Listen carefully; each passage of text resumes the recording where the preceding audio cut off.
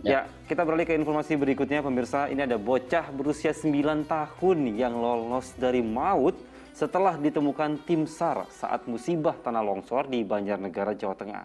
Sementara itu 4 warga lainnya tewas tertimpa reruntuhan bangunan.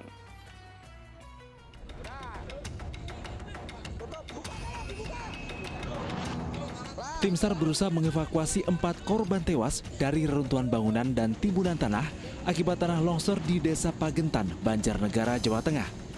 Para korban berada di dalam rumah saat bencana terjadi pada Jumat malam. Semua korban ditemukan pada Sabtu dini hari. Dari 5 orang warga yang tertimbun, 4 warga tewas. Sementara seorang bocah berusia 9 tahun berhasil diselamatkan tim SAR. Ia ditemukan di ruang tengah rumahnya dalam kondisi tertimbun reruntuhan bangunan. Sang bocah mengalami lecet pada beberapa bagian tubuhnya. Saat ini ia menjalani perawatan dan pemulihan mental di rumah saudaranya. Itu katanya kan diambil puing. Lah puingnya itu memang numpuin katanya sih, karena saya di situ udah tarik keluar, terus kelihatan kakinya, terus diangkat, dianya langsung bergerak gitu, langsung ditarik bawa ke rumah sakit, dibersihkan, udah dia langsung duduk gitu. Bencana tanah longsor yang menewaskan 4 warga Banjarnegara ini terjadi pada Jumat malam. Saat hujan deras, sebuah bukit setinggi 15 meter longsor menimpa 3 rumah warga. Semua korban tewas dan selamat berhasil ditemukan oleh tim SAR gabungan setelah dilakukan pencarian selama 8 jam. Mardianto melaporkan dari Banjarnegara, Jawa Tengah. Ya, pemirsa, innalillahi wa inna ilaihi rajiun. Sesungguhnya kami milik Allah dan kepadanya lah kami kembali. Ya, pemirsa, maha besar Allah dengan segala ketetapannya, di mana kalau kita simak berita tadi ada seorang bocah yang selamat dari maut saat longsor. Nah, seketika saya jadi ingat bahwasanya rezeki, jodoh, dan maut adalah ketetapan Allah. Mohon dikoreksi ya Ustaz jika ada salah yang tadi saya ucapkan. Ustaz, saya mohon kiranya memberikan sedikit tausiahnya mengenai ketetapan Allah yang sebenarnya sudah digariskan untuk kita semua. Ya, ini memang betul-betul menunjukkan kemahabesaran Allah yang tidak bisa dikalahkan oleh apapun.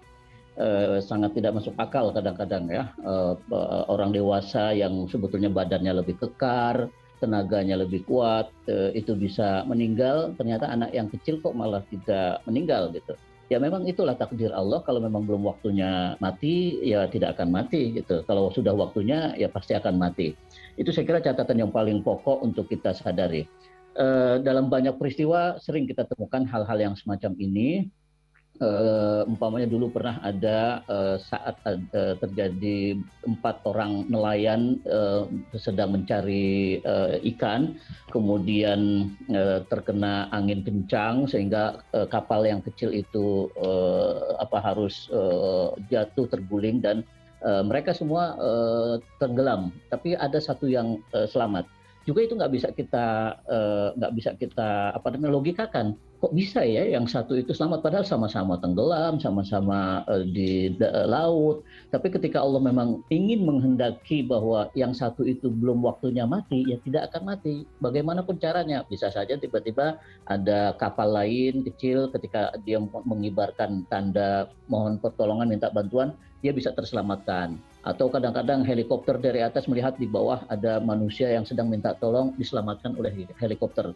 Itu semua skenario Allah Subhanahu wa Ta'ala yang menunjukkan kemahakuasaannya yang tidak bisa terkalahkan oleh siapapun.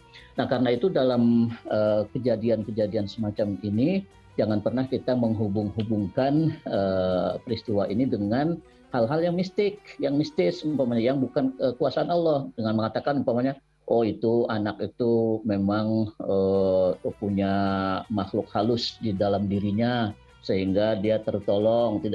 Jangan buru-buru kita mengatakan begitu. Ini murni kehendak Allah Subhanahu wa Ta'ala. Nyatanya ya seperti itu, banyak hal yang tidak bisa kita pahami dalam kejadian-kejadian semacam itu.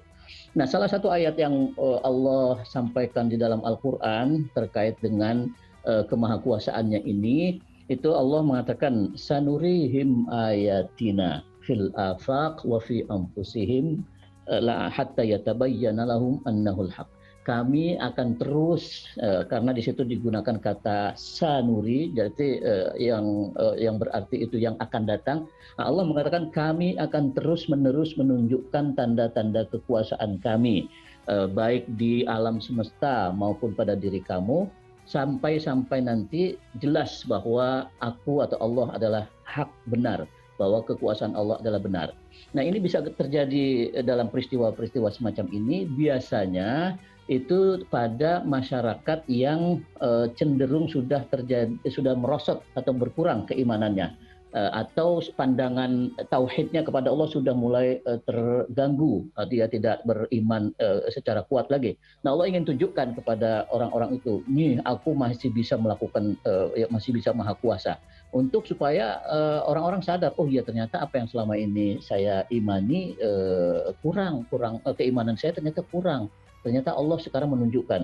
Jadi saya kira setiap kali ada peristiwa semacam ini, kita terutama di wilayah yang mengalami peristiwa itu harus selalu introspeksi keimanan kita kepada Allah. Oh, jangan-jangan saya sudah dianggap kurang beriman sehingga Allah menunjukkan lagi kemahakuasaannya untuk menegur bahwa saya, orang-orang yang di sekitar tidak beriman. Saya kira itu yang paling pokok untuk kita renungkan supaya keimanan kita kepada Allah terus meningkat. Ya, ketika turun Allah ingatkan dan kita naikkan lagi. Mudah-mudahan itu yang terjadi pada diri kita. Ya. Deni.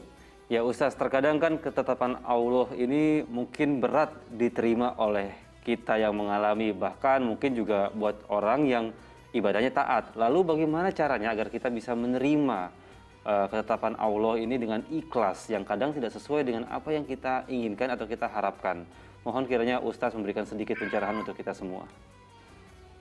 Ya, saya kira dalam perjalanan hidup para nabi, orang-orang soleh itu sudah sangat cukup ya untuk kita jadikan rujukan bagaimana kita menyikapi peristiwa-peristiwa yang menurut kita sulit, sangat sulit, berat ya, tidak sesuai dengan keinginan kita. Bayangkan para nabi itu adalah orang-orang yang dicintai oleh Allah, orang-orang yang ibadahnya nggak kurang, orang-orang yang dekat kepada Allah.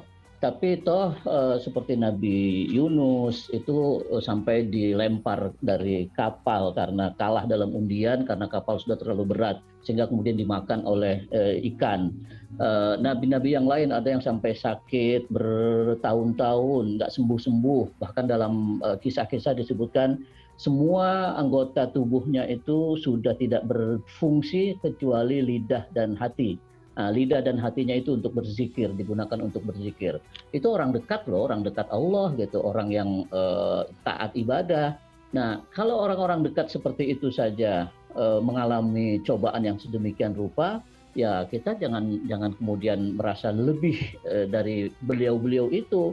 Begitu kena musibah sedikit sudah mengeluh. Padahal ibadah kita mungkin belum setaat beliau-beliau. Pahala kita di sisi Allah juga belum sebanyak beliau-beliau. Bahkan mungkin perbuatan baik kita yang dirasakan manfaatnya oleh orang banyak mungkin juga belum seberapa dibandingkan dengan beliau-beliau. Jadi kalau umpamanya kita mengalami hal-hal yang buruk menurut kita, yang tidak sesuai harapan kita, jangan buru-buru kita mengeluh, kok saya begini ya, kenapa harus saya? Justru pertanyaan kenapa harus saya itu melambangkan, menunjukkan bahwa kita tidak menerima takdir.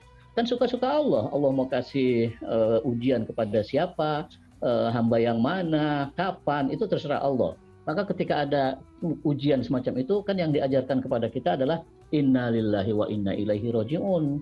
Apapun bentuk musibah itu kita serahkan kepada Allah. Ya Allah, memang ini adalah kehendak-Mu, aku terima.